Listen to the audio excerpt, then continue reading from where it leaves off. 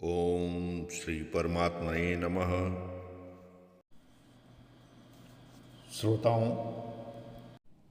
जैसा कि आपने श्रीमद् भगवत गीता के अध्याय 10 भाग 1 में सुना कि अर्जुन भगवान श्री कृष्ण की बातों को सुनते हुए इतने आत्मविभोर हो उठते हैं कि वे उनसे आग्रह करते हैं कि हे जनार्दन, आप अपने योग को और अपनी विभूतियों को हमें विस्तार से बताइए, क्योंकि आपके अमृत वचन सुनते सुनते मेरी तृप्ति नहीं हो रही है। इस पर भगवान कृष्ण ने उनसे कहा कि मैं अपनी दिव्य विभूतियों को तुम्हारे लिए विस्तार पूर्वक सुनाऊंगा, इसलिए कि मेरी विभूतियों के विस्तार का कोई अंत नहीं है। संपूर्ण प्राणियों के आदि, मध्य और अंत में मैं ही हूँ, और संपूर्ण प्राणियों के अंतःकरण यानी हृदय में मेरी ही आत्मा विद्यमान है। मैं आदिति के पुत्रों में विष्णु और प्रकाशमान वस्तुओं में किरणों वाला सूर्य हूँ। मैं मारुतों का तेज और नक्षत्रों का अधिपति चंद्रमा हूँ। मैं वेदों में सामवेद हूँ, देवताओं में इंद्र हूँ, इंद्रियों में मन हूँ और प्राणियों की चेतना भी मैं ही हूँ।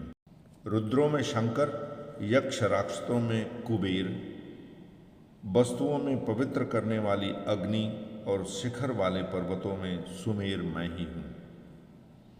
हे पार्थ, पुरोहितों में मुख्य बृहस्पति को मेरा ही स्वरूप समझो। सेनापतियों में कार्तिकेय और जलाशयों में समुद्र भी मैं ही हूँ।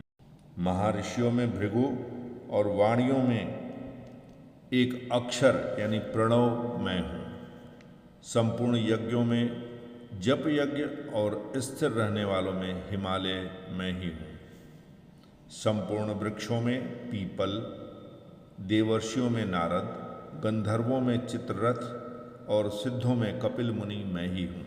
घोड़ों में अमृत के समान समुद्र से प्रकट होने वाले उच्चैश्रवा, श्रेष्ठ हाथियों में ऐरावत और मनुष्यों में राजा को मेरी विभूति मानो। आयुधों में ब्रज और धेनुओं में कामधेनु मैं हूँ।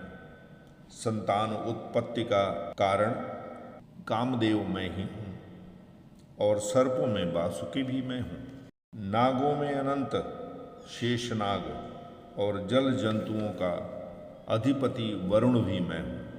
पितरों में अर्यमा और शासन करने वालों में यमराज मैं हूँ। दैत्यों में प्रहलाद और गणना करने वाले ऋषियों में काल भी मैं हूँ, तथा पशुओं में सिंह, पक्षियों में गरुड़ मैं हूँ। पवित्र करने वालों में वायु, शस्त्रधारियों में राम मैं हूँ। जल जंतुओं में मगर और नदियों में गंगा जी भी मैं हूँ।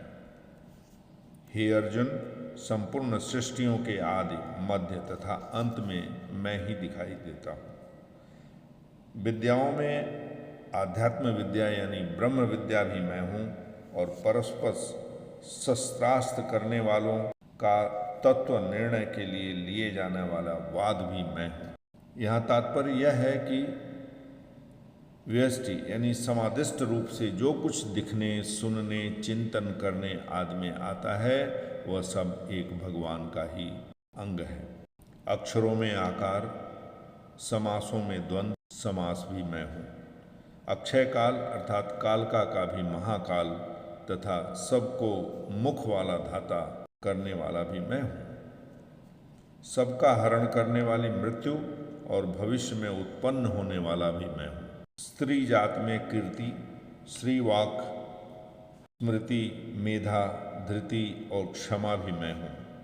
गाई जाने वाली श्रुतियों में बृहत साम और सब छंदों में गायत्री छंद मैं हूँ। 12 महीनों में मार्गशीर्ष और 6 ऋतुओं में वसंत मैं हूँ। छल करने वालों में जुआ भी मैं हूँ और तेजस्वियों में तेज भी मैं हूँ। विजय में मैं हूँ, निश्चय और सात्विक मनुष्यों का सात्विक भाव भी मैं हूँ। दमन करने वालों में दंड नीति और विजय चाहने वालों में नीति मैं हूँ। गोपनीय भावों में मौन हूँ मैं और ज्ञानवानों में ज्ञान भी मैं हूँ।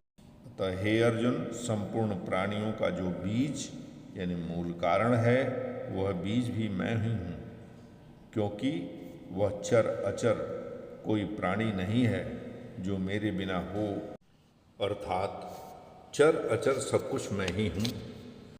अर्थात भगवान बहुत ही सरल भाषा में अर्जुन को बताते हैं कि संसार में जो कुछ भी विशेषता दिखती है उसको संसार की मानने से उसमें फंस जाओगे, इससे तुम्हारा पतन होना निश्चित है। इसलिए जिस किसी विशेषता को देखकर आकृष्ट होता है अगर मन, तो वहाँ उस विशेषता को तुम मेरी ही समझो कि यह विशेषता तो भगवान की है और भगवान से ही आई है। यह विशेषता इस परिवर्तनशील जड़ नाशवान संसार की नहीं है। ऐसा समझने से तुम्हारा आकर्षण उस वस्तु व्यक्ति में न होकर मेरे में होगा, जिससे तुम्हारा और मेरा आत्मिक प्रेम बढ़ेगा। 84 लाख योनियों तथा उसके सिवाय देवता, पितर, गंधर्व, भूत, प्रेत, पिशाच इत्यादि जितनी भी योनियां हैं उन सबके मूल कारण भगवान हैं। इसलिए भगवान ने अपनी मुख्य विभूतियों का वर्णन इस तरह से किया जिसके कारण साधक का कहीं भी राग द्वेष न होकर भगवान की तरफ ही दृष्टि होती है। भगवान अपनी तरफ दृष्टि कराते हैं कि अनंत ब्रह्मांडों में सब कुछ मैं ही हूँ। मेरी तरफ देखने से फिर कोई भी विभूति बाकी नहीं रहेगी। जब संपूर्ण विभूतियों का आधार, आश्रय, प्रकाशक, बीज यानी मैं जब तेरे सामने बैठा हूं, तो फिर विभूतियों का चिंतन करने की आवश्यकता क्या है? हरि ओम तत्सत।